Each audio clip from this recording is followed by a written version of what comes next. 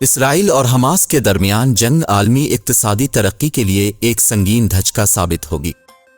یہ انتباہ عالمی بینک کے صدر اجے بنگا نے سعودی عرب میں ایک کانفرنس سے خطاب کرتے ہوئے کیا۔ انہوں نے کہا کہ حال ہی میں غزہ اور اسرائیل میں جو کچھ ہوا ہے، میرے خیال میں اس سے اقتصادی ترقی پر سنجیدہ اثرات مرتب ہوں گے۔ انہوں نے مزید کہا کہ میرے خیال میں ہم اس وقت بہت خطرناک موڑ پر کھڑے ہیں۔ خیال رہے کہ 7 اکتوبر سے جاری اسرائیلی جارحیت کے نتیجے میں 5000 سے زائد فلسطینی شہری شہید ہو چکے ہیں۔ عالمی بینک کے صدر نے سعودی عرب میں سالانہ بنیادوں پر ہونے والی 3 روزہ کانفرنس میں اپنے خیالات کا اظہار کیا، جس میں مختلف ممالک سے تعلق رکھنے والے 6000 سے زائد وفود شریک ہیں۔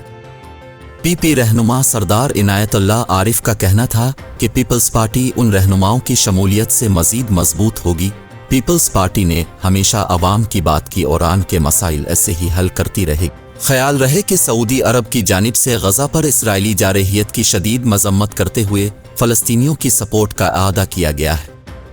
سعودی عرب کی جانب سے اسرائیل سے تعلقات معمول پر لانے کے عمل کو بھی معطل کر دیا گیا ہے۔